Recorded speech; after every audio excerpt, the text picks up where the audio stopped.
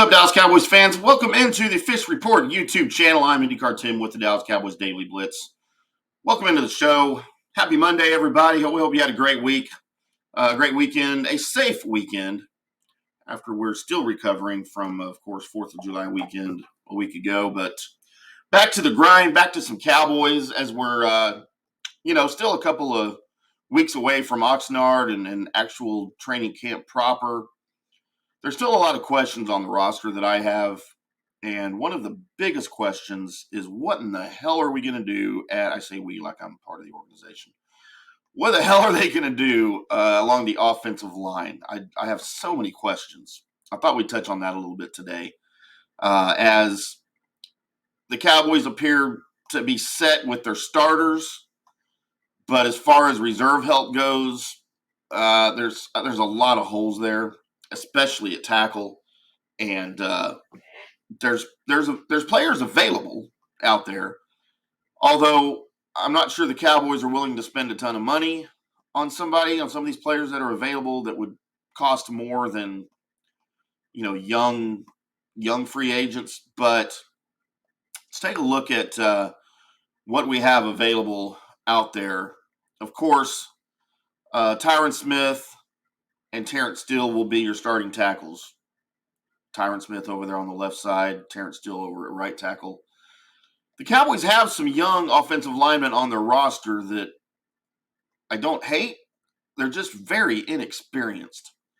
Of course, Matt Waletzko, the 2022 fifth-round pick by the Cowboys, he's 6'8". He's a monster. And he seems to be kind of the darling right now for the Cowboys to be your primary rotation guy, I guess you could say. And he's got a very limited sample size from OTAs and mini camps, but he seems to be the favorite right now, which is odd because as we jump to our next guy, one of last season's draft picks, Josh Ball, who spent most of the season on the injured reserve, so we haven't seen a ton from him.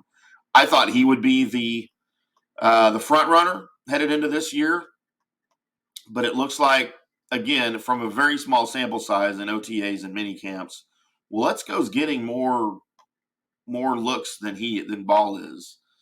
So I don't know. I haven't read anything. We haven't talked to anybody to confirm if there's issues with Ball still with an injury, or they just like what they see in Waletzko better. He is bigger. Waletzko is. But those are your two guys that are on the roster right now that would garner most of the attention for a backup tackle position. Free agent options. Again, we know how the Cowboys feel about spending a lot of money, especially on the offensive line. I don't see it happening. There's still three guys from NFL.com's top 101 free agents list that are available. Dwayne Brown, Eric Fisher, and Riley Reif. Brown, to me, that name sounds great, even though he got in trouble at the airport over the weekend. I don't know if you guys heard about that, but they seem to be, the Cowboys seem to be wanting to deal with these holes on the roster. I call them holes, they're backup holes, whatever, with youth. At least that's what they've kind of implied.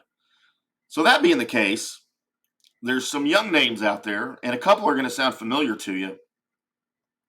We'll throw the name Cam Fleming out there at you. That name will sound familiar because he played for the Cowboys in 2018 and 2019.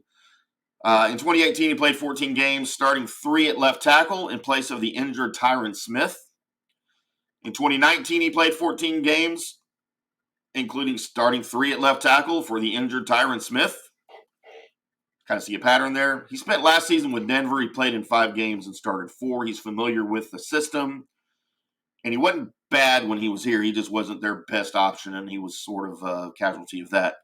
Another name you will recognize, Ty Nsekhe. You'll recognize him because he was with the Cowboys last season. He played 12 games, taking 145 offensive snaps, playing a bunch on special teams. He's not young, so this wouldn't go with their youth movement that I think that they're trying to go with. But he's got a ton of experience in the Cowboys system again, and he would be extremely affordable just heading into training camp. So I like that move a lot. Another guy that doesn't necessarily fit the youth movement Nate Solder, the expatriate. You probably remember that name. Spent 7 seasons protecting Tom Brady's blind side. He's 34 years old, so again, not the youth aspect here. And he's lost a step, obviously, from those days in New England. But, dude, he is durable. He spent 4 years with the Giants. He started 143 games in his career, missing only 2 games in the last 5 seasons. In 2021, with the Giants, he allowed 6 sacks and ranked 38th in Pro Football Focus's pass blocking efficiency when he moved over to right tackle. But he's still a good run blocker from everything that we've seen. He's very respected in the league. And again, he is durable, and I bet he would be cheap. But again, he's not young at 34 years old. I think that experience that he's got in the NFC East with the Giants would be invaluable for some of these young guys. You like to have an older guy like that with some experience in the room at whatever position for some of these young guys. But those are my thoughts on the offensive line and some things the Cowboys can do, at least to get deeper. I don't know if it makes them better, but it definitely makes them deeper, which is something that they need to address, I think, as we get closer to training camp proper, closer to the start of the season, the preseason, and all that good stuff. I appreciate everybody tuning in. I'm IndyCar Tim. Find me on Twitter at IndyCar Tim. The show is at Cowboys Daily Pod. Thanks to everybody that's helping grow the Fish Report YouTube channel. I think we're up at almost 52,000 subscribers now. If you're not already subscribed, go in there and click that button. Be part of the family. Fish appreciates it. I appreciate it. We'll do it all again tomorrow, boys and girls. And until then, we'll see you.